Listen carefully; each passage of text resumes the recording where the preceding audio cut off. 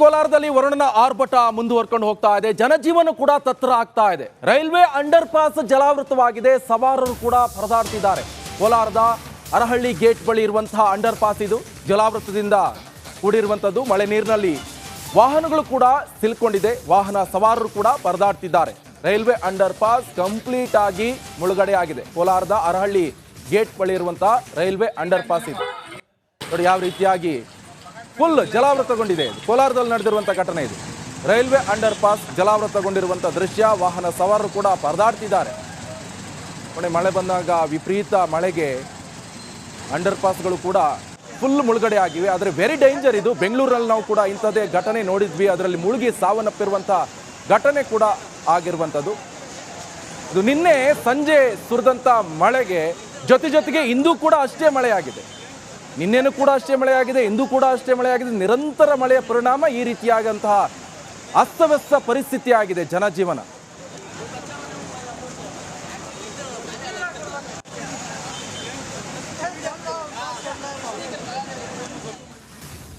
GST ಕಟ್ಟಲಾಗ್ತಿದೆ. ಇದರೊಂದಿಗೆ gas, ದಿನಬಳಕೆ ವಸ್ತುಗಳ ಏರಿಕೆಯಿಂದ ಮಾಲೀಕರು ಕಂಗಾಲಾಗಿದ್ದಾರೆ. ಈ ಹಿನ್ನೆಲೆಯಲ್ಲಿ ಮಧ್ಯರಾತ್ರಿ 1 ಗಂಟೆಯವರೆಗೆ ಟೈಮಿಂಗ್ ವಿಸ್ತರಣೆ ಮಾಡುವಂತೆ ಸರ್ಕಾರಕ್ಕೆ ಮನವಿ ಮಾಡಲಾಗಿತ್ತು. ಹೋಟೆಲ್ ಅಸೋಸಿಯೇಷನ್ ಅವರ ಮನವಿಯನ್ನ ಪುರಸ್ಕರಿಸಿ ಸರ್ಕಾರ ಅವಕಾಶ ನೀಡಿದೆ.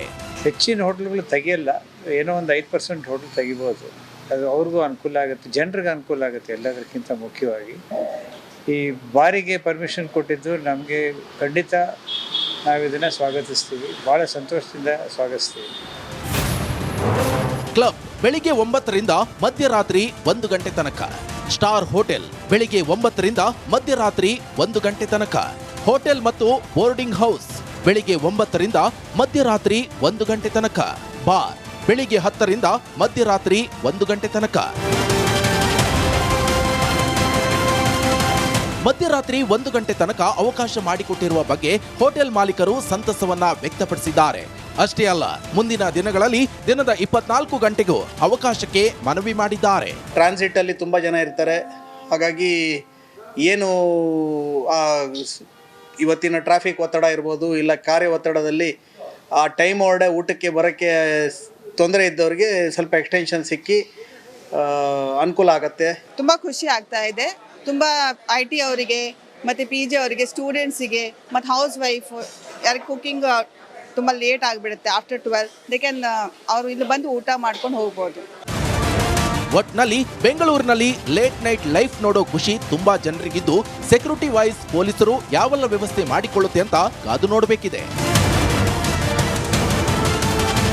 ದೀಪ್ತಿ ತೋಳ್ಪಾಡಿ, ರಿಪಬ್ಲಿಕ್ ಕನ್ನಡ, ಬೆಂಗಳೂರು. ನಿಮಗೆ ಹೆಚ್ಚಿನ ಡೀಟೇಲ್ಸ್ ಅನ್ನ ಕೊಡ್ತಾರೆ ನಮ್ಮ ಹಿರಿಯ ಪ್ರತಿನಿಧಿ ದೀಪ್ತಿ ತೋಳ್ಪಾಡಿ. MG ರೋಡಿಂದ ನೇರ ಸಂಪರ್ಕದಲ್ಲಿ ಜಾಯ್ನ್ ಆಗಿದ್ದಾರೆ. ದೀಪ್ತಿ, ಸದ್ಯ ಈಗ ಜನ ಏನ್ ಹೇಳ್ತಿದ್ದಾರೆ? ಖುಷಿ ಪಡ್ತಾ ಇದ್ದಾರೆ? ಇನ್ನೊಂದು ಕಡೆಯಲ್ಲಿ ಪೊಲೀಸ್ನವರು ಕಾನೂನು ಸುವ್ಯವಸ್ಥೆ ಬಗ್ಗೆ ಏನಾದರೂ ಕ್ರಮವನ್ನು ತೆಗೆದುಕೊಳ್ಳುವಂತ ನಿಟ್ಟಿನಲ್ಲಿ ಏನು ಅದರ ಬಗ್ಗೆ ಮಾಹಿತಿ ಜೊತೆಗೆ ಯಾವಾಗಿಂದ ಇಂದಿನಿಂದನೇ ಶುರುವಾಗ್ತಿದೆ ಅಂತ ಸದ್ಯ ಮಾಹಿತಿ ಸಿಗ್ತಾ ಇದೆ, ಏನ್ ಹೇಳ್ತೀರಾ?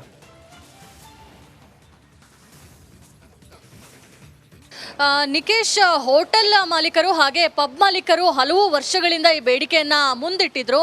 ನಮ್ಮ ವ್ಯಾಪಾರ ವಹಿವಾಟಿಗೆ ಮಧ್ಯರಾತ್ರಿ 1 ಗಂಟೆವರೆಗೂ ಟೈಮಿಂಗ್ಸನ್ನ ಎಕ್ಸ್ಟೆಂಡ್ ಮಾಡಿ ಅಂತ ಹೇಳಿ ಇವತ್ತು ಅವರ ಒಂದು ಮನವಿಯನ್ನು ಸರ್ಕಾರ ಪುರಸ್ಕರಿಸಿದೆ. ಇವತ್ತು ಮಧ್ಯರಾತ್ರಿ 1 ಗಂಟೆವರೆಗೂ ಎಲ್ಲ ಹೋಟೆಲ್, ಬಾರ್, ರೆಸ್ಟೋರೆಂಟ್, ಪಬ್ಗಳನ್ನು ಓಪನ್ ಮಾಡೋದಕ್ಕೆ ಈಗಾಗಲೇ ಪರ್ಮಿಷನನ್ನು ಸರ್ಕಾರ ಕೊಟ್ಟಿರುವಂಥದ್ದು. ಹೀಗಾಗಿ 2 ರೀತಿಯ ಒಂದು ಸಲಹೆಗಳು, ಅಭಿಪ್ರಾಯಗಳು ಕೇಳಿಬರ್ತಾ ಇದೆ. ಕೆಲವರು ನೈಟ್ ಶಿಫ್ಟ್ಗೆ ಹೋಗುವಂಥವ್ರು, ಸೆಕೆಂಡ್ ಶಿಫ್ಟಲ್ಲಿ ಇರುವಂಥವ್ರು, ಬೇರೆ ಊರಿನಿಂದ ಬೆಂಗಳೂರಿಗೆ ಬರುವಂಥವ್ರು, ಇವರಿಗೆಲ್ಲರಿಗೂ ಕೂಡ ಹೋಟೆಲ್ಗಳು ಓಪನ್ ಇರೋದು ನಮಗೆ ತುಂಬಾ ಅನುಕೂಲ ಆಗುತ್ತೆ. ಯಾಕಂದರೆ ರಾತ್ರಿ 1 ಗಂಟೆವರೆಗೂ ಆಹಾರಕ್ಕೆ ನಾವೇನು ಫುಡ್ಡಿಗೆ ಅಲ್ದಾಡುವಂತಹ ಪರಿಸ್ಥಿತಿ ತಪ್ಪುತ್ತೆ ಅಂತ. ಆದರೆ ಮತ್ತೊಂದು ಕಡೆ ಜನ ಸೇಫ್ಟಿ ಯಾವ ರೀತಿ ಇರುತ್ತೆ ಅಂತಲೂ ಕೂಡ ತಮ್ಮ ಅಭಿಪ್ರಾಯವನ್ನು, ಆತಂಕವನ್ನು ಹೊರಹಾಕ್ತಾ ಇದ್ದಾರೆ. ಇನ್ನು ಬೆಂಗಳೂರಿನ ಫೇಮಸ್ ಪ್ಲೇಸ್ ಅಂತ ಹೇಳಿದ್ರೆ ಅದು MG ರೋಡು ಹಾಗೆ ಬ್ರಿಗೇಡ್ ರೋಡು.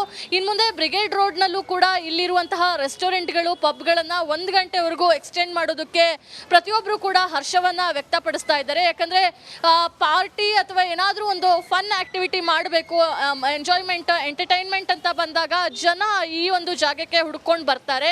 ಹೀಗಾಗಿ 1 ಗಂಟೆವರೆಗೂ ಅವಕಾಶ ಕೊಟ್ಟಿರುವುದನ್ನು ತುಂಬ ಜನ ಸ್ವಾಗತಿಸ್ತಾ ಇದ್ದಾರೆ. ಆದರೆ ಇದು ಇಡೀ ರಾಜ್ಯದಲ್ಲಿ ಎಲ್ಲರಿಗೂ ಕೂಡ ಅಪ್ಲೈ ಆಗಬೇಕು, ಎಲ್ಲರಿಗೂ ಕೂಡ 1 ಗಂಟೆವರೆಗೂ ಅವಕಾಶವನ್ನು ಮಾಡಿಕೊಡಬೇಕು ವ್ಯಾಪಾರ ವಹಿವಾಟು ವಹಿವಾಟನ್ನ ಮಾಡೋದಕ್ಕೆ ಅಂತ ಹೇಳಿ ರಾಜ್ಯ ಹೋಟೆಲ್ ಮಾಲೀಕರ ಸಂಘದವರು ಒಂದು ಮನವಿಯನ್ನ ಸಲ್ಲಿಸಿದ್ರು. ಆದ್ರೆ ಸದ್ಯದ ಮಟ್ಟಿಗೆ ಕೇವಲ ಬೆಂಗಳೂರಿಗೆ ಸೀಮಿತವಾಗಿ ಮಾತ್ರ ಈ ಒಂದು ಆದೇಶವನ್ನ ಸರ್ಕಾರ ಕೊಟ್ಟಿದೆ. ಇನ್ನು 10 ಮಹಾನಗರ ನಗರಗಳಿಗೆ ಪರ್ಮಿಷನ್ ಸಿಕ್ಕಿಲ್ಲ. ಮುಂದಿನ ದಿನಗಳಲ್ಲಿ ಅದನ್ನ ಕೂಡ ಕೊಡೋದಕ್ಕೆ ಚಿಂತನೆಯನ್ನ ನಡೆಸಲಾಗ್ತಾ ಇದೆ. Nikesh, okay, thank you so much Deepti Tholpadi ನಿಮ್ಮೆಲ್ಲ ಮಾಹಿತಿ.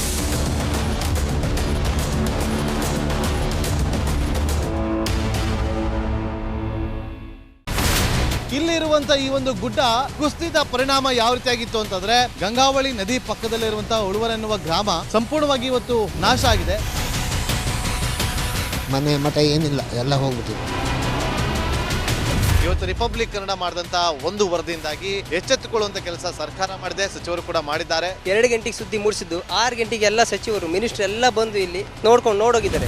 ಎಲ್ಲ ಜನರಿಗೂ 1,20,000 ಮತ್ತೆ ಅವರಿಗೆ ಮನೆಗೆ 5 ಲಕ್ಷ. ಈ ಸುದ್ದಿಯನ್ನ ಎಲ್ಲ ಒಂದು ಅಧಿಕಾರಿಗಳಿಗೆ ಮೂಡಿಸಿದ್ದಕ್ಕಾಗಿ ರಿಪಬ್ಲಿಕ್ ಕನ್ನಡ ಟಿವಿಗೆ ಧನ್ಯವಾದ ಹೇಳಿ ಇಷ್ಟಪಡ್ತೇವೆ. ಮನೆನೂ ಕೊಡ್ತೇವೆ, ಮಕ್ಕಳ ಶಿಕ್ಷಣಕ್ಕೆ ತೊಂದರೆ ಆಗದೆ ಇದ್ದಂಗೆ ಹೆಲ್ಪ್ ಮಾಡ್ತೇವೆ. 1,20,000 ಮನೆ ಯಾರ್ದ್ರ ಡ್ಯಾಮೇಜ್ ಆಗಿದೆ ಅದನ್ನ ಕೊಡ್ತೀವಿ ಅಂತ ಒಪ್ಕೊಂಡಿದ್ದಾರೆ. ನಮ್ಮ ಕಷ್ಟಕ್ಕೆ ನೀವು ರಿಪಬ್ಲಿಕ್ ಕನ್ನಡದವರಾದಂತ ನೀವು ನೆರವಾಗಿರುತ್ತೆ ನಾವು ನಂಬಿದ್ದೇವೆ.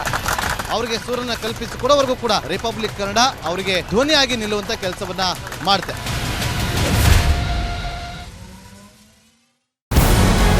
ನಮಸ್ಕಾರ, ಕರ್ನಾಟಕ ಪ್ರೈಮ್ ಟೈಮ್ಗೆ ಸ್ವಾಗತ. ನಾನು ಜಯಪ್ರಕಾಶ್ ಶೆಟ್ಟಿ. ಇಡೀ ಕರ್ನಾಡು ಇವತ್ತು ರೆಬೆಲ್ ಆಗಿ ನಿಂತಿದೆ.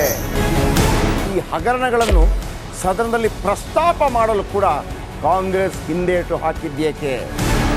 ನಿಮ್ಗೆ ಸಂಬಳ ಅದಕ್ಕೆ, ನಿಮಗೆ ವಾಹನ ಅದಕ್ಕೆ, ನಿಮಗೆ ವೆಪನ್ ಅದಕ್ಕೆ, ನೀವು ಅದನ್ನು ಸೆರೆ ಹಿಡಬೇಕಾಗಿತ್ತು. ನೀವು ವಿದ್ಯುತ್ ಬರ ಇದೆ ಅಂತ ಹೇಳ್ತಾ ಇದ್ದೀರಿ, ಎಲ್ಲಿ ಬರ ಇದೆ ನೀವು ಹೇಳಬೇಕು. ಪಾಕಿಸ್ತಾನ್ ಆಕ್ಯುಪೈಡ್ ಕಾಶ್ಮೀರ್ ಅದು ಎಂದೆಂದಿಗೂ ನಮ್ಮದು. 40 ಮೆಷಿನ್ಗಳು ತಂದಿತ್ತು ನೋಟ್ ಎಣಿಸುವುದಕ್ಕೆ, ಅದೇ ಹಾಳಾಯಿತು. ಮಥುರಾದ ಗಲಾಟೆ ಇದೆಯಲ್ಲ, ಅದು ಸ್ಥಳೀಯವಾಗಿ ಕೂತು ಪರಿಹರಿಸಬಹುದಾದಂಥ ಕಾನೂನಿದೆ. ಗ್ಯಾರಂಟಿ ಯೋಜನೆಯಿಂದ ನಷ್ಟ ಆಗಿದೆ, ಲಾಭ ಆಗಿದೆ, ದಯವಿಟ್ಟು ಹೇಳಿ. Dawood Ibrahim most wanted criminal ಯಾವಾಗಾದ ಅಂದರೆ ಇಲ್ಲಿ ತನಕ ಭಾರತ ದೇಶದಲ್ಲಿ ಓರ್ವ ದಲಿತ ಪ್ರಧಾನಿಯಾದಂಥ ಇತಿಹಾಸವೇ ಇಲ್ಲ. ರಿಪಬ್ಲಿಕ್ ವರ್ಲ್ಡ್ ಆಪ್ ಇದು ಕೇವಲ ಅಪ್ಲಿಕೇಶನ್ ಅಲ್ಲ, ಸಮಗ್ರ ಸುದ್ದಿಗಳ ಸಂಪರ್ಕ ಮಾರ್ಗಕ್ಕೆ ಕ್ರಾಂತಿಕಾರಿ ಬದಲಾವಣೆ. ರಿಪಬ್ಲಿಕ್ ವರ್ಲ್ಡ್ ಆಪ್ ಕೇವಲ ಸುದ್ದಿ ಅಪ್ಲಿಕೇಶನ್ ಅನ್ನ ಪರಿಚಯ ಮಾಡ್ತಾ ಇಲ್ಲ, ಬದಲಾಗಿ ಡಿಜಿಟಲ್ ಸುದ್ದಿ ಬಳಕೆಯ ಹೊಸ ಯುಗಕ್ಕೆ ನಾಂದಿ ಹಾಡ್ತಾ ಇದೆ. ಇದೊಂದು ಬ್ರೇಕಿಂಗ್ ನ್ಯೂಸ್, ಪ್ರಭಾವಶಾಲಿ ಕಾರ್ಯಕ್ರಮಗಳಿಗೆ ಗಟ್ಟಿಯಾದ ವೇದಿಕೆ. ರಿಪಬ್ಲಿಕ್ ವರ್ಲ್ಡ್ ಅಪ್ಲಿಕೇಶನ್ ಈಗ ಲೈವ್ ಆಗಿದೆ. ಗೂಗಲ್ ಪ್ಲೇ ಸ್ಟೋರ್ ಮತ್ತು ಆಪಲ್ ಆಪ್ ಸ್ಟೋರ್ ಎರಡರಲ್ಲೂ ಲಭ್ಯವಿದೆ. ಈಗಲೇ ಡೌನ್ಲೋಡ್ ಮಾಡಿ.